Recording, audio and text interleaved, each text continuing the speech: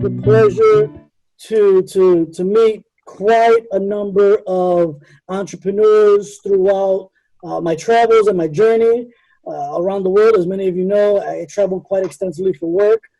One of my business partners that I've been able to meet is Erica Aquino, based out of Manila, Philippines. So her and I, we decided to work together about 2 years ago. Her and I also took a group of students and directors out to China on the Cultural Clarity Experience. This year, aside from the pandemic, we're actually supposed to take a group of students and directors out to the Philippines on an environmental sciences study abroad trip. So while that's simply postponed, it's still, it'll happen next year, hopefully. But that was an amazing idea that we were putting together, and we already had funding for it. And the cool part about it was when I was able to go to Manila and start meeting with the other partners over there through Erica Aquino, she was able to introduce me to some politicians, other business owners, and the amount of joy that they had to welcome our American students over there on an environmental science trip was phenomenal. So, with that said, when everything happened with the pandemic, we decided, hey, how can we keep our network of global people engaged? There's so many people doing so many awesome things in terms of entrepreneurship, development, creative content. How can we keep them engaged? So that's why we came up with the idea of the Global Leadership Panel. And this is our third installment of it. And we have a really, really awesome lineup today. We have Ryan Cassell and Mr. Ivan Guerrero. I'll let Erica Aquino introduce herself and then introduce the two amazing panelists, and we'll kind of get into it from there. I will say this. If you have any questions, feel free to type them in the chat box. We'll take a few towards the end, but we provided some pretty solid background on Ryan and Ivan that I think we should have a really, really great conversation. So to everybody again, Ashley, the other Erica Aquino, Gabrielle, Julie, Lauren, Nate, 68, everybody on here, thank you for joining. I think it's going to be a great conversation, and I'm excited to see the meeting of this minds. Thanks, Adrian. How's everyone? Good morning from Manila. My name is Erica Aquino. I know there's another Erica Aquino on the call. What's up, girl? So I do several things. I am the executive director of Infinito Group Foundation, which is an organization that does STEAM education programs for underprivileged children. I am an investor and a serial entrepreneur of several startups, mainly focusing around education. Again, it's my passion. But on the side and for fun, I'm also managing partner at the most award-winning craft brewery here in the Philippines. And maybe what do I want to be remembered for? Well, I think I want to be remembered as everyone's favorite aunt, the fun girl, the fun aunt, the one that ensured that everyone's educated and smart and living their best life. And yeah, maybe I will go to Ivan to introduce himself. Oh, okay. Hi, everyone. I'm Ivan. I'm from the Philippines. My background is I'm a commercial filmmaker. I have a production company here in the Philippines called Luminaut Pictures. We do commercials, motion graphics, animation, all sorts of different things for our clients. My background is I come from advertising. I used to be an art director for McCann, and advertising was really, for me, wasn't meshing. So I left the industry and I decided to pursue filmmaking full time. I put up my own company, and we've been in business for about I think 8 years now, 7, 8 years now. On the side, I also am a part owner of a company called Phil Bars. It's a chain of comic book stores here in the Philippines. So we've been really hit by the pandemic. I don't know if you've heard about comic book stores in the States being shut down and really unable to do a lot of business. yeah. Right. So yeah. So Ivan, what do you want to be remembered for? That seems like a lot. But uh, what do you want to be remembered for? uh, I guess I want to be known for being a filmmaker. It's something that I've spent most of my life trying to learn Mm-hmm. and perfect. Mm-hmm. Okay. And tell us about a time you went viral for a project that you've done. Um, One of the things I'm kind of known for online is I used to do a series on YouTube called Pre-Makes. Yes. Uh, Mm-hmm. I used to do it. It's a lot of work. I haven't done it in a while. Basically, I reimagine what a modern day movie would look like if it was done in the 1950s or the 1940s. So, for instance, try to imagine what would I don't know Ghostbusters or Star Wars look like if it was shot in the 1940s or the 1950s, 1920s. And so I built up a pretty good following on YouTube with that Mm-hmm. series. Got featured all over the place. I even heard from some of my heroes actually because of that series. Which I heroes? Dan Lee gave me a phone call one time. Stan Lee. Mm-hmm. Like in the middle of the day, he saw my pre-mix for Avengers, and he was like, I saw this, I got a real kick out of it. Um, what are you doing next, basically? Nice. Right now, Nice. I'm working on something with Lego, and yeah, that's kind of going viral too. Could you tell us a little about what you're working with Lego? So Lego has this competition called Lego Ideas. It's not really a competition; it's more of like a program where Mm-hmm. they accept crowdsourced ideas for their next set. Right. And I just designed a Lego set based on the show Community. I'm a big fan of the show. Yes. And Mm-hmm. I don't know if there are Community fans out there, but they're kind of going through like a big resurgence right now because they're on Netflix. And Right. so the set that I designed is kind of going viral on social media. I got And shared by several of the cast members recently. nice. Nice. And didn't you go, isn't Lego building one of your ideas as well? Yes, I got them to approve a set that I did based on Sesame Street. Very nice. Very nice. Okay. Thanks, Ivan. Let's head on over to Ryan. Ryan Casal. What's up? Hey, what's up, everyone? I'll give you guys kind of a quick little elevator pitch for those of you who don't know me. I'm based in Chicago. I'm the founder and creative director of Castlight Productions, where we do all aspects of video production, from filming to editing, sound design, producing, and all the finessing that goes into video production. So that's one aspect of it. I also work in the streaming space. So before the pandemic, I was most notably working on the larger music festivals such as Coachella, Bonnaroo, Life is Beautiful, Lollapalooza.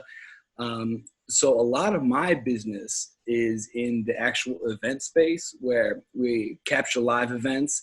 I've got my friend Sixia. I was on the Grow with Google tour with her, where we went through all 50 states, promoting Google and all of the resources, which is another thing that I think is a perfect point to touch on is, everyone's having to use these different resources, right? Like we're all on a Zoom call, and I feel like now's a cool time to really pivot and try to navigate these times. So in a nutshell, video production house based in Chicago. And luckily, I've had the opportunity to travel the world with both Adrian and Erica over in China and the Philippines. So many fun tours, so many great memories, and lots of good video.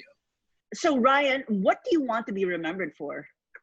Ooh, that's a good question. I feel like as video creators, our work's gonna live on, just like musicians back in the 70s, all of their stuff is gonna live on. And I think that being said, a big thing that we're proud of at Castlight is we're able to now have interns. And we just had our fifth round of interns graduate recently. So what I like is being able to offer internships, not only for experience, but for college credit, because we're able to give these students credit for the work and not only have them get coffee and get donuts like I did when I was an intern.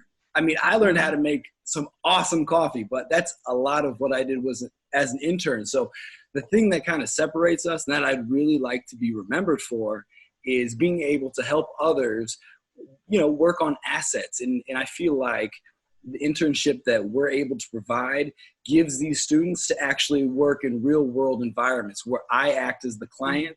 I give them assets such as, you know, film I shot in China and the Philippines to then work on and give them critiques. Because what I learned as an intern was how to kind of be polite, be courteous with the clients, but I didn't get a lot of hands-on training. So what we offer is the ability, one, college credit, and two, to really work in the environment, because a lot of it has to do with the etiquette, you know, like Ivan, I'm sure you know, when you're working with clients, it's feedback. You know, if someone comes and says right off the bat, I don't like this, this, this, and this, as a creator, you can get put on the defensive. So one thing we pride ourselves in is when an intern gives me a first draft, always off the bat, give them some compliments. I like this, I like this, I like this.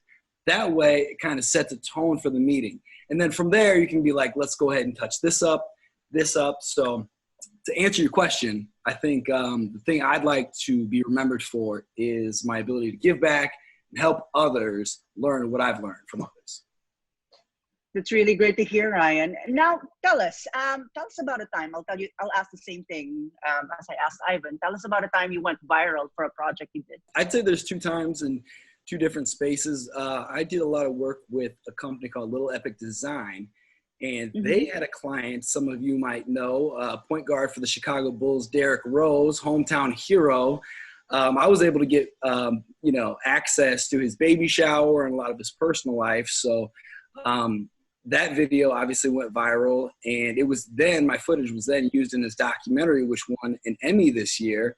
And me being a huge basketball fan, I walked in there wearing my D-Rose shoes, you know, so I was a huge basketball fan. So I think that was a time where I went viral. And then second, I do a lot of work with a photographer in Chicago named Manny Ortiz, who he does great tutorials, and he really has a large following. So the videos that I've done with him have amassed over 4 million views. So I think those are the two times that my work has been seen on a large scale. That's great to hear. All right. Thanks for sharing us a part of your lives, Ivan and Ryan. Okay. We'll head on over to the questions. Adrian, would you like to take the first one? Absolutely, absolutely. So again, thank you, Ryan and Ivan. We have some really, really good responses and information and background from both of you. There's a very specific reason why we wanted both of you on this call.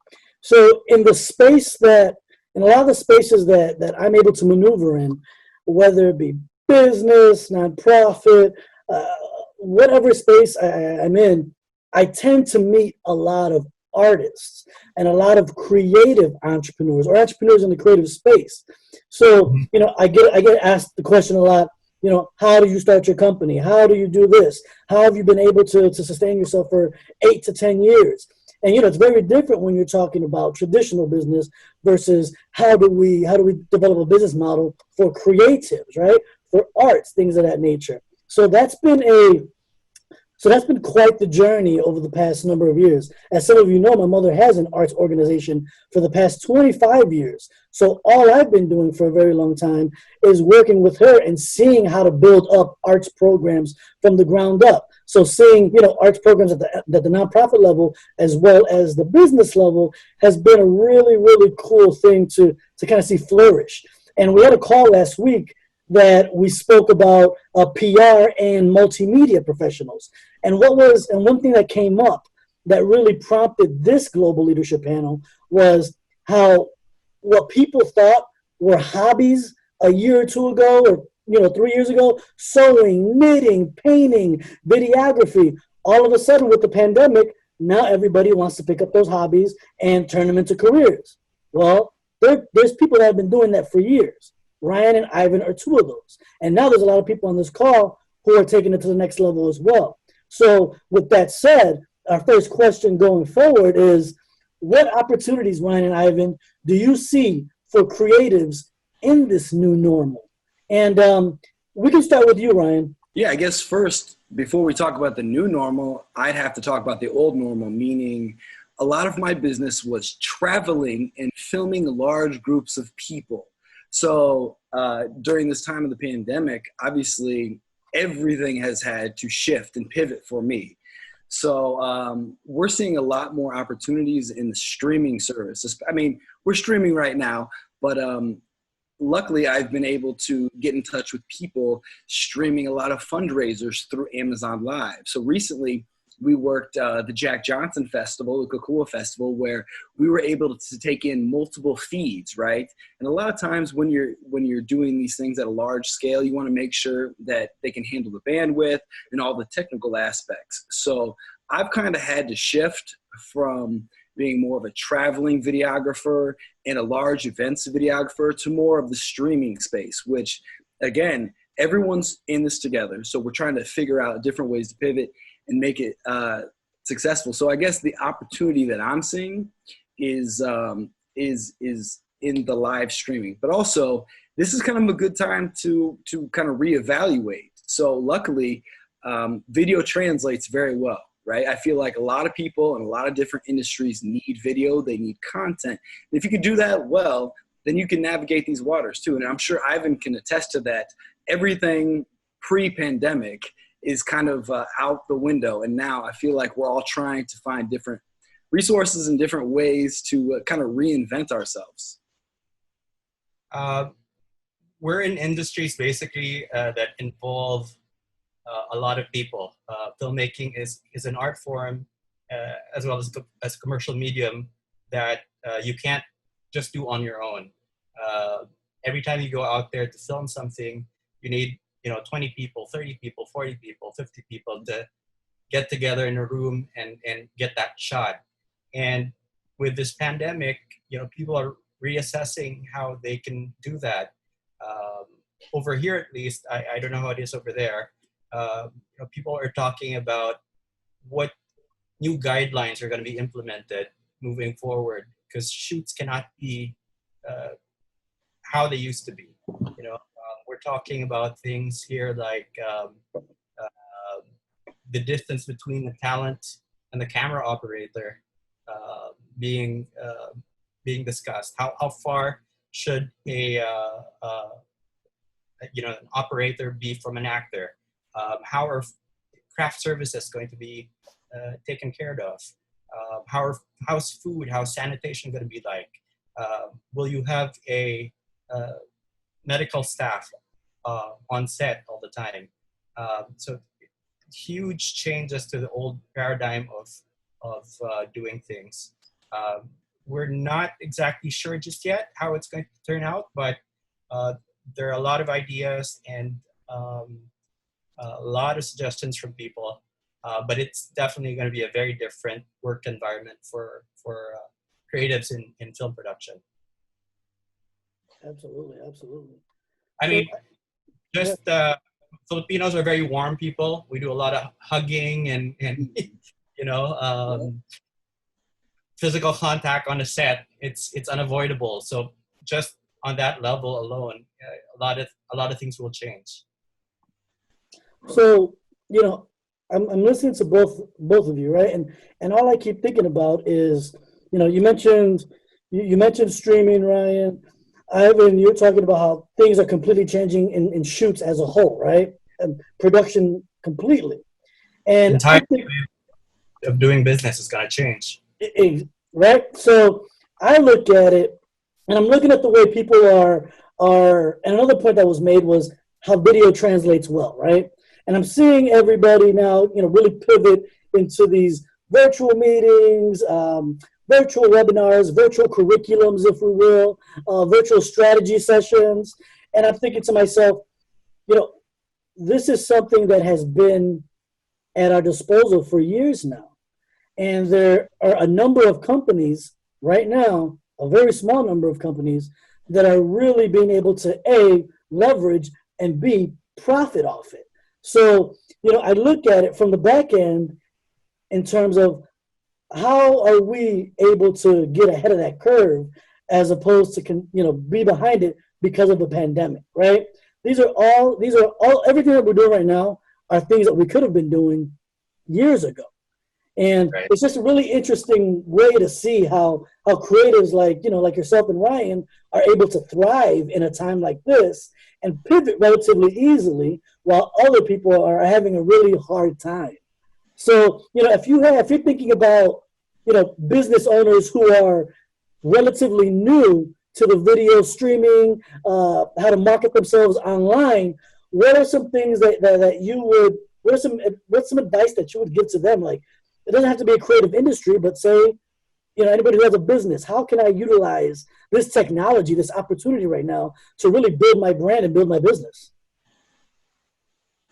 Yeah, and I guess I'll jump in there. I feel like there's a lot of small businesses that are finding different opportunities in here. I see Joe and Marissa Cruz here. They're the owners and operators of Ava's Italian Ice, which I am a big fan. Wish I had 4 hands so I could give them 4 thumbs up.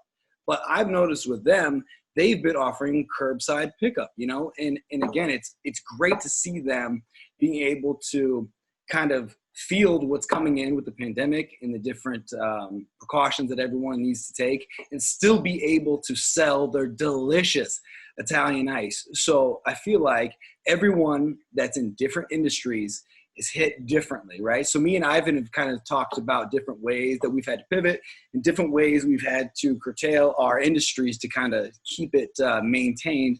But I think everyone's going through it and finding different ways that they can actually keep thriving as a small business or a large business, whatever it is. And I feel like some advice I would give would be, 1, find your free resources, right? Sixia always talks about your free resources, whether it's Google products. Like, for instance, Google offers Google My Business, which is a free application, right? It offers a free website. And you can do all this stuff. You can also use Google My Business, Google Analytics to help your small business grow. And these are times where I feel like people are having a little time on their hands. They can do some research, they can do some due diligence and realize that maybe they can do more on their own than they actually thought. So I think blessing in disguise, I think this is giving people more opportunities to seek out different resources and different tools. I would say one of the aspects of the business that hasn't really been affected much or actually has seen some growth in the last couple of weeks is animation. Because, animators are stuck at home. They're nocturnal animals. They don't like really leaving, their computers. There's a lot more work coming in right now for animators and for people who do motion graphics. And I think there is a good opportunity to grow that segment in terms of marketing. I think a lot of businesses will have access to free applications and things like that where they can create their own animations or tap into the freelance industry. There are a lot of freelance animators who are out of work or looking for new projects at the moment. Miss Erica Aquino, what is some advice, Yeah. in terms of what you've been doing over there in Manila and pivoting all the companies and really turning them going online? What are some advice that you'd give some other business owners on how to pivot and be thriving and really be able to get their face out there in this specific situation? Thanks for that question, Adrian. It's like Ryan said, it really depends on your business. But I found that the best in times of crisis, don't reinvent the wheel. So look the best practices of companies in your industry. Like for instance, for our craft brewery, we've pivoted to creating disinfectant alcohol because there is a shortage, and we do have the equipment, we do have everything that we need, we do have the know-how, we have the equipment, we have everything. So we've moved forward into creating disinfectant alcohol 70%. So we're doing that. We've pivoted our foundation from a volunteer-based foundation into a donation-based foundation because obviously our people can't go out there.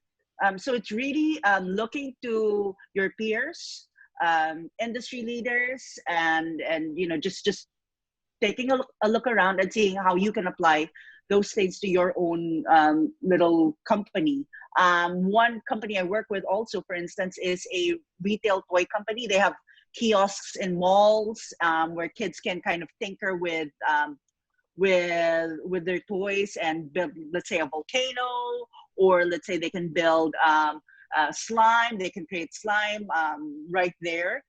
Obviously, that can't happen. So what they're doing right now is pivoting to an online education platform in which they blend online learning, small video classes, and selling their materials so that the classes kind of are put together. And again, they're using the free resources. They're using all these things that are available to entrepreneurs online. I'd like a follow-up question though to both Ryan and Ivan. My question for you guys is, so in a previous, let's say in a previous global leadership panel, someone mentioned that the message is more important now than production value. I've seen both your work. You guys are flashy and glossy, and you guys have all these wonderful things going on for you that create such great movies, such great films. Do you think moving forward, do you think production values will still have some merit, or would you think right now is the message more important? Any one of you can take it. I mean, definitely it's going to be there. I think when you look at people now, everybody's on Netflix. So everybody's looking for content, and they're looking for good content. But with the pandemic, another kind of thing we're seeing is like everybody's doing their own DIY content, You look at, The Tonight Show with Jimmy Kimmel. It's basically shot at home in an attic right now. And I'm really enjoying that DIY surge and creativity coming from everybody. And it's happening, all over. I'm following a podcast right now called The Darkest Timeline. It's run by Ken Jeong and Joel McHale. And it's just the two of them talking for 2 hours, on YouTube. And production values are not fantastic, but it's entertaining, and it's great to hear a human voice. Yeah, especially when you're stuck at home for 2 months now. So I would say definitely that the glossy, high commercial value stuff is still going to be the pinnacle, the target that everyone will have. But I mean, everyone's seeing the kind of content that we're able to do now at a lower cost, but of equal value. Yeah, and I think you're right. I feel like now people are getting more adjusted, more attuned to seeing stuff that's less glossy, but more authentic, right? And I feel like the story and being authentic goes so much further. And let's be honest, obviously production value adds a lot. My background was in a sound engineer, and then I also started a video production house. So little things that used to bug me, I feel like now are way more acceptable because people are being more authentic, and I feel like it's just, it's about the story. Like for me, one of the most, a lot of the videos I'm really proud of are the cultural clarity experience, which Erica was with us in China as well as Adrian. And what made this so authentic was getting actual students, first generation low income students able to get on their first flight ever of their life, college students, and able to go to China and watching them touch the Great Wall of China. So much of that was about being authentic, and as opposed to the production value. I mean, it was good, trust me. But I feel like the authentic part of that in the story really resonated with people. Now everyone's consuming so much content. I mean, we're advised to stay home, and kind of watch Netflix and this and that. So I feel like, to Ivan's point, the glossy stuff is still great. And as creators, that's what we strive for. But I feel like there's a new space for creators, these DIY people on YouTube that are kind of sharing their stories, their talents, or anything like that? Thanks, guys. Really interesting points of view from both of you, actually. And I've seen, Ryan, I've seen your work for cultural clarity experience, and really the authenticity of the students, their feelings, their emotions as they were going through everything, just really shone through. And I think regardless of the medium, the message shown through, and I think you've captured that definitely. Adrian, do you have more questions? Well, I do have some thoughts on that.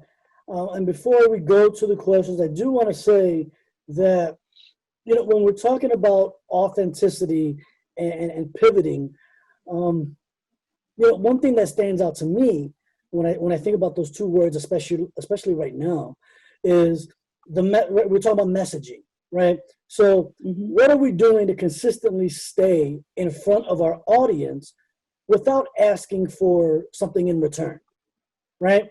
So, I'm looking at a lot of business owners, and how are we creating and adding value without anything in return, right? So typically a lot of my contracts are similar to Mr. Casel's, where it involves large spaces, lots of people, and that's not something that we could do at this moment. However, how do I continue that relationship that I developed with clients that ultimately turn into friends, right? Because when I look at business, and I think that the reason why I've been successful in business is because when I look at business, I don't look at it as a simple transaction, but I look at it as a long-term relationship.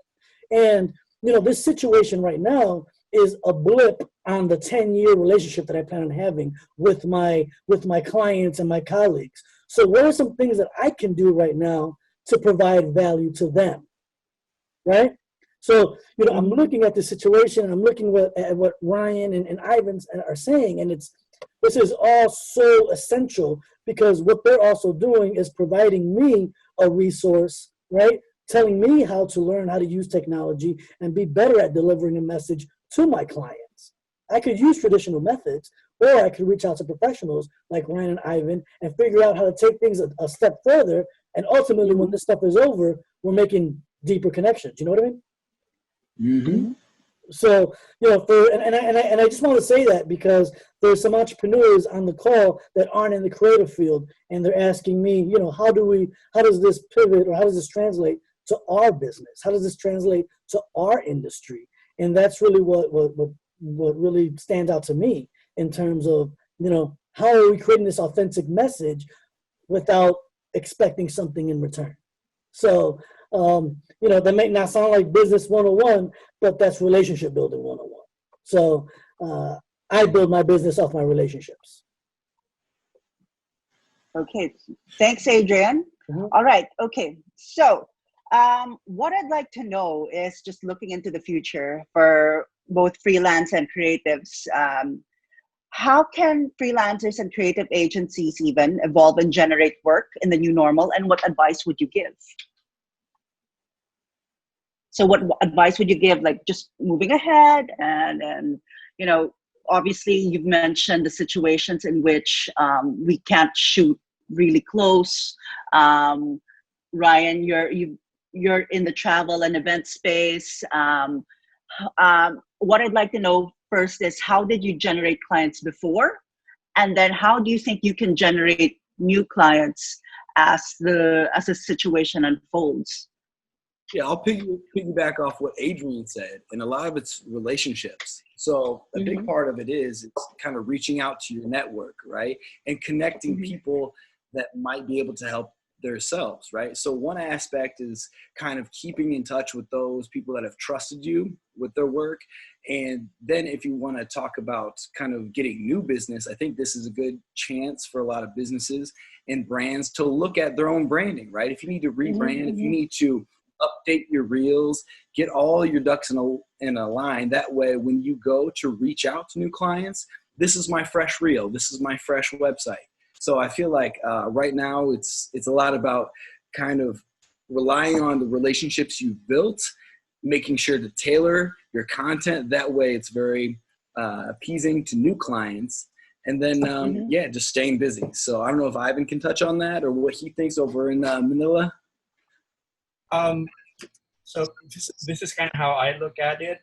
The pandemic has really given me time to really pause and think about business and my priorities and where I'd like to pivot the company.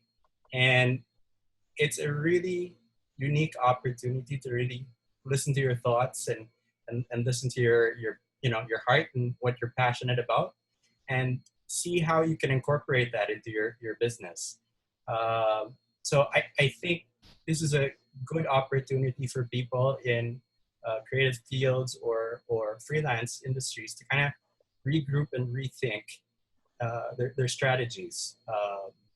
For us, we're actually trying to figure out how we can um, uh, create content, a live action content, without necessarily being out there. Is it going to be a matter of creating stock footage and working with that, or whatever it is? It's a good time to really pause and think about how you can change the business that your business model. Um, I also want to kind of mention, as a creative, I always have like tons of projects that I'm meaning to do, but I've never gotten around to doing it because I'm way too busy with work. And Mhm. this is a good time to really explore that. If there's a book that you've been wanting to write for years on end, if there's a film that you've been wanting to write, a screenplay, a business strategy, or a business plan, this is the time to do it. Uh, it's a great moment of pause and clarity for us to think, without a lot of distractions. Awesome. That is very true. Yeah. Yeah, thank you, Ivan and Ryan. Appreciate that. Appreciate that. That's some great responses. Really quickly, I will say, if you have any questions, I have two participant audience questions that I'm going to share right now and ask our panelists. But depending on time, we may take one more. So if you have any questions, now is the time to send them our way. But the first question from Miss Sixia and Ryan and Ivan. There's also a growing digital divide in developing countries. Mhm. How can we be of service while pivoting and or starting a new business? One more time. There's a growing digital divide in developing countries. So how can we be of service? Yeah, and I think I'll jump in real quick. I know Sixia does some great work in the Dominican Republic with Carnita Smiles. And I feel like we're just telling our stories from America, from the Philippines, but there's so many other people that are affected by this. Mhm. And it's one of those things where I think for the first time in a long time, everyone is in this, all over the world. So how do we try to help other people and maybe not feel so selfish? That's a great question. I don't know if I have the answer for it, but I do know that Sixia is doing some great work over in the Dominican Republic. And I would give a gentleman's tip of the cap to you, because I know you're doing a lot of help for those kids and those families over there. So Ivan, what do you think about that? And maybe in Manila, and any feelings about the divide over there? Hard to say because I wouldn't I don't feel like the divide is such it's so huge over here in the Philippines. Everybody's connected, and they're able to access content through their phones predominantly. The Philippines is like one of the texting social media capitals of the world. So even though there's a lot of low income families here, they're still very much connected. They have access to streaming. They access a lot of content on YouTube, low cost subscription based services. Yeah, and I think that right there was Could one I of jump in? Yeah. Could I the. jump in as well? Go ahead, go Yeah. ahead, go ahead.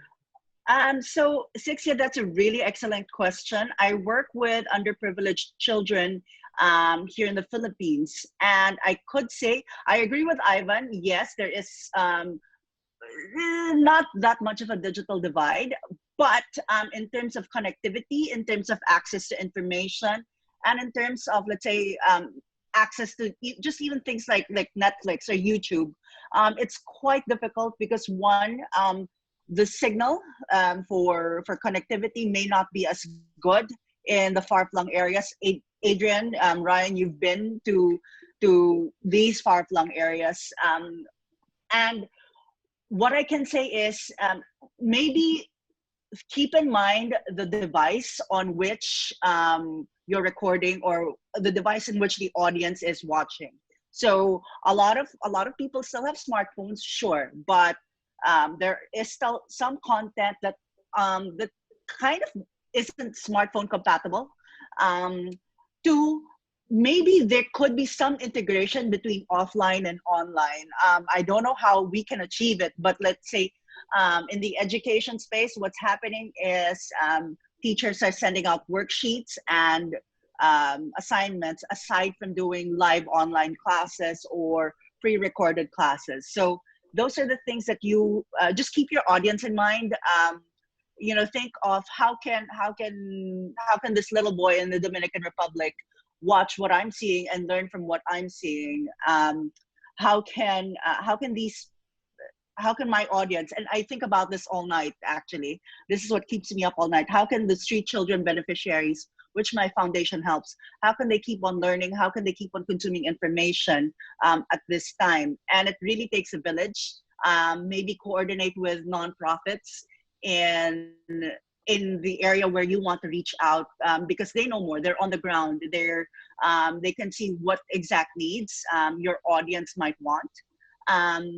Maybe coordinate with tech companies who can possibly donate devices, or even hardware, or just these little antennas that can, or satellite dishes that can help communities. Because to be honest, once I don't know if you've seen this, there is a photo of some students in, I don't know where, I don't remember where this is, but once they were connected to the internet, their faces just lit up and they could see what information was there out there. And but I love the question, how can we help? And I think that's the predominant thing that everyone should be asking right now. How can we help? And I have also the pleasure of knowing Sixia as well. So I think I'll answer this in another way. How are we, Sixia, how are we able to make the connections between the nonprofits, right? You're running Carita Smiles and you're predominantly in the Dominican, which we know there's definitely a digital divide there, but how are we connecting the NPOs, the nonprofits, with the business companies, right? And not asking just for something for free, but how are we able to engage that community? And I mean, think of it similar to like a Google Grow thing, right? You're engaging small businesses. That's the audience that Google wants. Well, you're engaging students and young professionals that may not have access to technology. Who wants that? Who wants that audience, right? I'm not asking you to give me something for free so I can just give to people.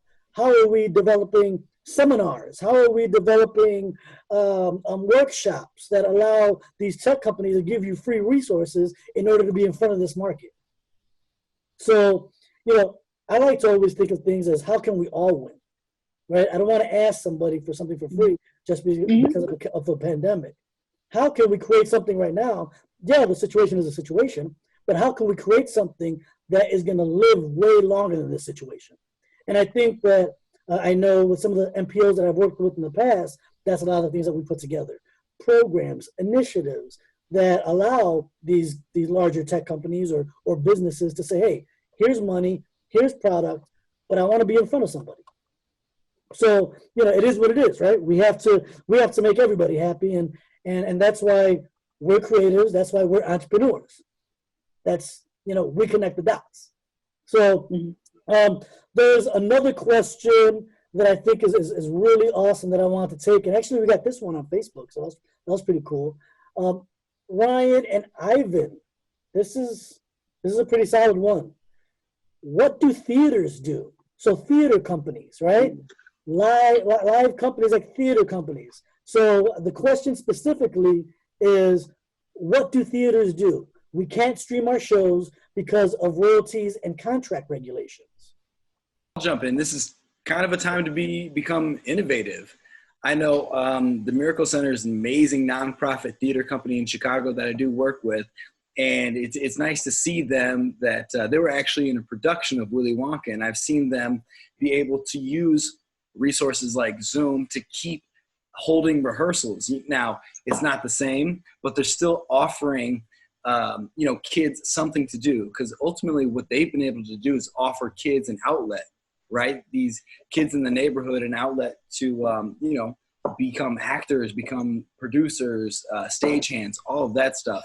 But I think it's definitely a time to reinvent. There's talks of podcasts, and again, a lot of times people are trying to do things differently and just try to keep these kids engaged. And I think theater companies specifically, since that's what the question was for, I think now it's time to become innovative. And these kids, there's so much more than just stage acting, and obviously there's royalty and different obstacles, but those can always be overcome by, inventing something new, whether it's, a podcast, whether it's writing something like Ivan was talking about, maybe that playwright that you wanted to start. Maybe we can give these kids an outline of a place, a time, and a setting, and say, for this amount of time, we're going to guide you with these guidelines, and we're going to say, let's create something new. So maybe this is a little push in the direction of creating original content for the theater to then put on. And again, this is just, hypothetical, but I think like we're all experiencing in all different facets of life and business, that it's time to become innovative. Yeah, I agree. I mean, it's I can't give you like a perfect answer for it, but it's really about being creative right now, and learning what you can do for your industry. I would say if you can't be physically out there, you can always still do drama, online. Find an outlet for it. I'm a big listener of BBC radio, and they have a lot of radio dramas and comedy shows that I listen to a lot. And it's like listening to a live studio audience, and but it's recorded voices, but they're able to entertain me the same way as I would be entertained if I was watching a live show. So I would say it's a good opportunity to get creative with the medium. There are, you might get into animation with theater. I don't know. It could be theater streaming, theater on Zoom. I can't just say what format it's going to come in, but it's going to be about how creative you can get with the medium. Well, I think that you had a couple solid points in terms of, how are we able to translate theater into like audiobooks, right? People listen to audiobooks all the time. Why haven't we shifted to that in the time being? That's a great idea in itself.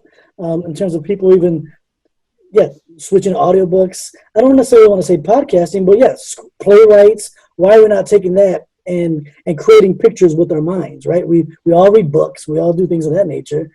I think the theater, that's actually a great response. Well, it's starting to get to that time, so I just want to thank everybody that decided to join us today for our chat, our panel. This has been an amazing opportunity to always connect with people, and thank you to everybody who joined in the audience. Y'all are amazing. Thank you for the phenomenal questions on Zoom and on Facebook. Appreciate it. Before we wrap up, though, I would like a couple closing statements and remarks from our panelists. So, Ivan, if you can kick us off with a nice closing remark, please. Sure. I'm going to go back to one of the points I raised earlier. This is a great opportunity. being stuck at home and being forced to, stare at nothing. It's a great opportunity to be creative, learn a craft, um, take that master class that you've always wanted to take, write a book, watch the movie that you've been, putting on the back burner for so long. Take advantage of that, because when it all starts up again, it's going to be like before. And in some ways, it's not going to be the same, but things are going to move fast again. Make use of this time that we have right now to really do something worthwhile, and something that you will enjoy for many years to come. Thank you, Ivan. Ryan? Nice. Well, first of all, I know we have a couple teachers in the house. It's Teacher Appreciation Week, so I'd like to give a gentleman's tip of the cap to all of you guys for all you do, because I've been over here struggling with 5th grade math. So I want to, first of all, thank all the teachers out there. And like Ivan touched on, now's the time to kind of work on your craft and find the silver lining in all this. And I'd also like to thank Erica and Adrian, because this panel has been great for me as well. It's like I've had a chance to kind of look inward about my business and how I've actually had to pivot and vocalize it, because a lot of this stuff is just in my head. And I feel like this was a good opportunity for me to connect with different colleagues and different friends and people in the industry and actually kind of voice what I'm thinking and how I'm pivoting. So thank you to everyone, all the panelists, the hosts, the moderators, everyone for this opportunity. It's been great. First, thanks to the panelists, Ryan, Ivan, you guys are great. Keep on doing the work that you do, because you both inspire me, and you guys are amazing. To everyone out there, there's a saying that creativity stems from limitations, and I think with everybody confined to their homes and things like that, this is the limitation that we have to let our creativity soar, as Ivan said. So with that, thank you all, and I will see you at the next Global Leadership Panel. Yes. Adrian? Guys. And as we wrap up, I just want to thank everybody again. Be sure to let people know about this. We have some great people that we know around the world, and the more info that we could share with each other, wherever we're at, the better. We're going to continue to do this. And again, Ryan, appreciate you. Ivan, thank you. Everybody, appreciate y'all. So talk to you soon.